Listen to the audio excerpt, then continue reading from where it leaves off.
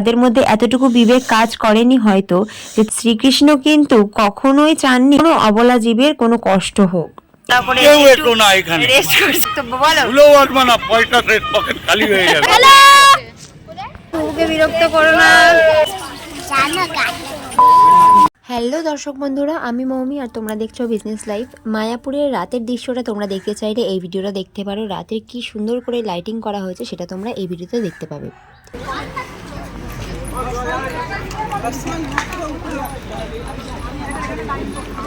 আমরা এসছি তিনটে ফ্যামিলি, তিনজন স্বামী স্ত্রী আর একটা করে তিনজনারই ছেলে।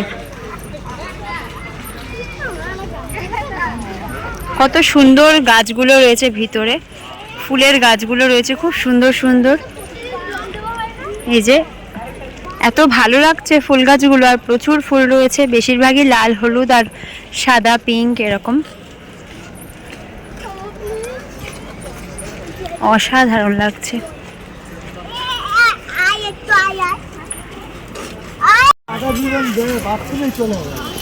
তুই কোথায় ছিলি এতক্ষণ? তুই কোথায় ছিলি এতক্ষণ? ইস্কন মন্দির মনে হয় তৈরি হচ্ছে, এটা না বলো? আরো ভালো করে তৈরি হচ্ছে।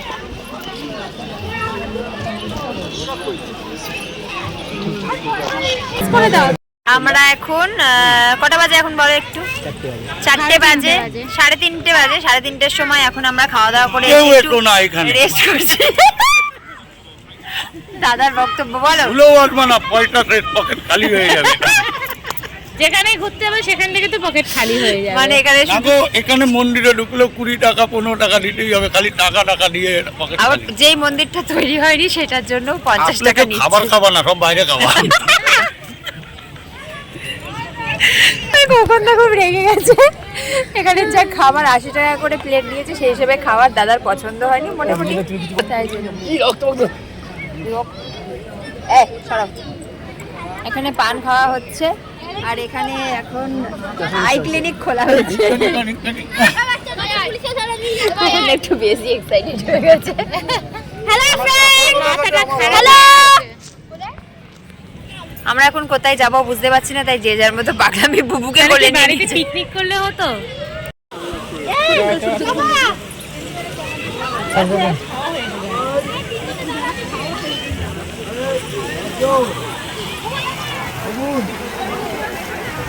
খুব সুন্দর লাগছে এখানে ঝর্ণাটা।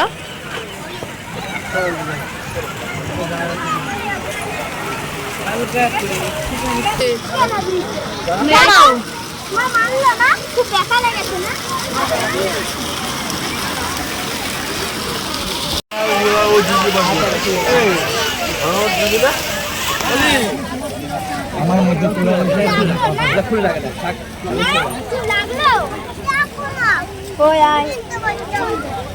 এই বুবুকে বিরক্ত করো না।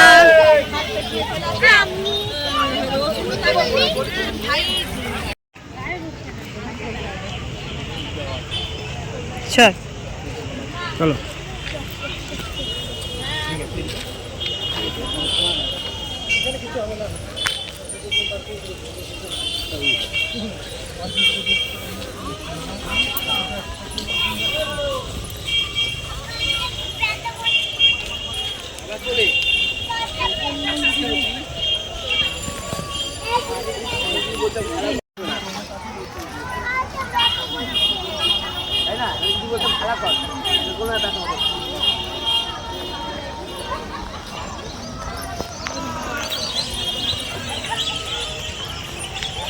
বুবু এদিকে তাকা, বুবু তাকা।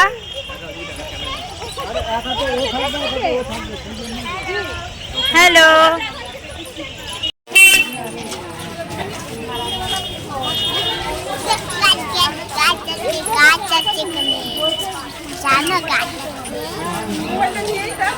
পায়ে ব্যথা হয়ে গেছে, এনার্জি নেই, কারো এনার্জি নেই, সব এনার্জি দেখো।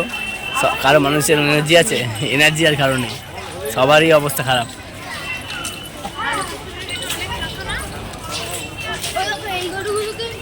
মায়াপুরে ঘুরতে গিয়েছিলাম অনেক স্বপ্ন অনেক শখ নিয়ে, সব কিছুই পূরণ হয়েছে, সবটাই ভালো লেগেছে।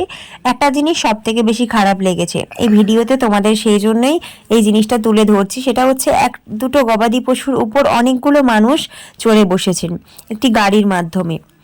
এই গবাদি পশুগুলো এই মানুষগুলোকে এই গাড়িটার সাহায্যে টেনে নিয়ে যাবে অনেকটা দূর। শ্রীকৃষ্ণ কিন্তু কখনোই চাননি কোনো জীবজন্তু বা কোনো পশুর বা কোনো অবলা জীবের কোনো কষ্ট হোক। এখানে কিন্তু গবাদি পশু দুটোর খুব কষ্ট হচ্ছিল, আমার দেখে তো ভীষণ খারাপ লেগেছে। কিন্তু অনেকে বলা বলিও করছিল, তবে যারা গাড়ির ওপর উঠেছে তারা শ্রীকৃষ্ণের ভক্ত ছিল, কিন্তু তাদের মধ্যে এতটুকু বিবেক কাজ করেনি হয়তো যে তারা একটু নামবে, তারা এই গাড়িতে করে চড়ছিল, যেটা খুব খারাপ লেগেছে। তবে সবার সামনে এই কথাটা বলার মতো সৎ সাহস হয়তো আমার ছিল না, তবে এই ভিডিওর মাধ্যমে তোমাদের তুলে ধরলাম। তোমাদের মতামতটা একটু জানালে আমিও খুশি হতাম। যেটা আমার খারাপ লেগেছে সেটা আমি বলতে পারি, তাই বললাম। এটা ছাড়া সমস্ত কিছুই মোটামুটি সব ঠিকই আছে। গৌশালাতে প্রবেশ করাই সবার প্রথমেই আমরা দেখতে পেয়েছিলাম বেশ কয়েকটি বানর। এগুলো দেখতে খুব ভালো লাগছিল, কি সুন্দর লেজ ঝুলিয়ে বসেছিল। অনেকগুলো দেখেছিলাম, ছোট বড়। আমাদের সাথে এক দিদিভাই ছিল, দিদিভাই খুব ভয় পাচ্ছিল। এটা দেখে আবার একটু মজাও নিচ্ছিলাম আমরা, আমাদেরও একটু ভয় ভয় লাগছিল। এই জীবজন্তুকে আমরা ভালোবাসলেও কিন্তু ভীষণ ভয়ও পাই। আর এখানে এই গরুটিকে দেখো, এটা হচ্ছে বলদ গরু, তাই না বলো? এই যে গরুগুলো বেশিরভাগই বলদ গরু ছিল, তাই না? পিঠে অনেক বড় বড়, ওইগুলো উঁচু উঁচু ছিল।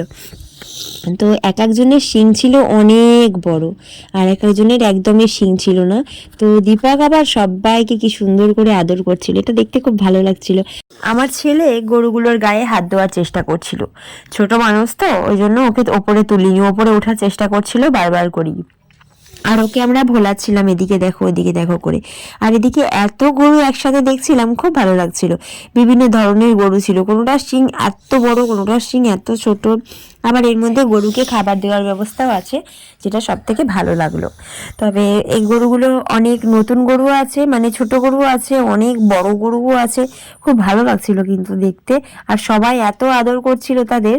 এই যে এই গরুটা খুব আদর খাচ্ছিল, মানে এত ভালো লাগছে। আর এদের শিংটা আবার কত মোটা, মানে তোমরা গেলে যারা যারা তোমাদের সাথে বাচ্চারা যারা থাকবে তারা কিন্তু অনেক আনন্দ করতে পারবে এই গরুগুলোকে দেখে। আর আমার ছেলে তো ভীষণ মজা পেয়েছে এদের দেখে। কুকুর নাকি? সিগন্যাল দিয়ে দিয়ে দেখ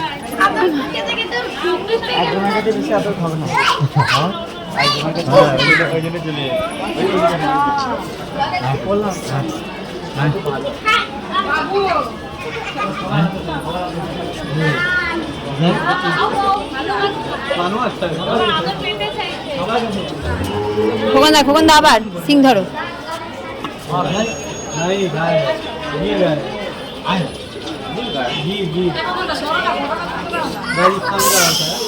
দেখো দেবে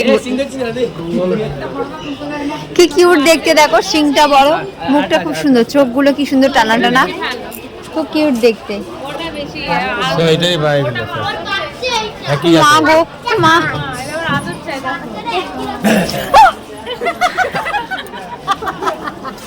কি অসভ্যতা এই খোকনদাটা, ফেলে দিল। আদর খেতে ভালোবাসে, ও হচ্ছে আদর খাবে না, বলছে দূর হও তোরা এখান থেকে। আদর খাওয়ার জন্য পাগল হয়ে গেছে, ভালোবাসে এটা আবার। ছোটবেলা থেকেই আমি শ্রীকৃষ্ণের বড় ভক্ত, সেজন্যই সবাইকে দেখতাম যখন গলায় তুলসীর মালা পরছে, হাতে জপমালা নিয়ে জপ করছে, আমারও শখ হতো। জপমালা নিয়ে জপ তো আমি করি, কারণ অনেকদিন আগেই আমার দীক্ষা নেওয়া হয়ে গেছিলো, আর তার কিছুদিন পরেই জপমালাটা আমার ভাগ্যে চলে এসেছিল। তো যাই হোক, কিন্তু গলায় তুলসীর মালাটা আর পরা হয়নি, এইটা আমার ভাগ্যে এখনো পর্যন্ত আসেনি। তো সেই জন্যই মায়াপুর যখন গিয়ে পড়লাম, চেষ্টা করছিলাম তুলসীর মালা কেনার, কিন্তু বিশ্বাস করো এগুলো আমার বারবারই মনে হচ্ছিল অরিজিনাল তুলসীর মালা না, কারণ পাটকাঠি এর মতন একদম দুমড়ে দুমড়ে যাচ্ছিল বারবার করে। কিন্তু শখও হচ্ছিল, তাই প্রত্যেকটা দোকানেই গিয়ে গিয়ে ঘুরে ঘুরে দেখছিলাম যে যদি অরিজিনাল পাওয়া যায়। পার্সোনালি আমি জিজ্ঞেস করছিলাম যে এর থেকে বেশি দামের কি অরিজিনাল পাওয়া যাবে, তো ওনারা বললো না এগুলোই অরিজিনাল। কিন্তু মেলার মধ্যে একটা খুব ভালো একটা দোকান ছিল, সেই দোকানে বলছে যে অরিজিনাল মালা রয়েছে, কিন্তু সেই মালাগুলোর দাম চাচ্ছে, মানে দাম লেখা ছিল 2700 টাকা এরকম করে। তো আমরা আর অত টাকা দিয়ে সত্যি কথা বলতে কিনিনি, কারণ ঠকে যাবো কিনা তো বুঝতে পারি না, আর অতটুকু আমাদের বাজেট ছিল না সেই জন্যে। তো আমরা ভেবেছিলাম মোটামুটি 400 টাকা মতো বা 500 টাকা মতো যদি হতো আমরা নিয়ে নিতাম, অতটা টাকা সত্যি কথা বলতে ছিল না। আর এখানে একটা ময়ূরের পালক নিলাম।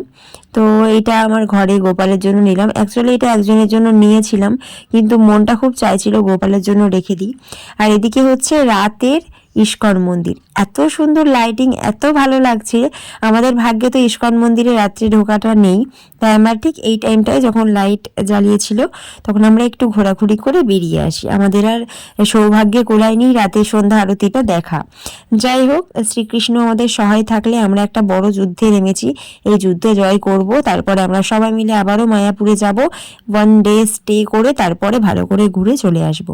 তো বন্ধুরা, মায়াপুর পার্ট 1-এর ভিডিও তোমরা যারা এখনো পর্যন্ত দেখোনি তারা অবশ্যই এর আগের দিনে ভিডিওটা দেখে নিও। এর আগেই রয়েছে মায়াপুর পার্ট 1-এর ভিডিও, এটা হচ্ছে মায়াপুর পার্ট 2-এর ভিডিও।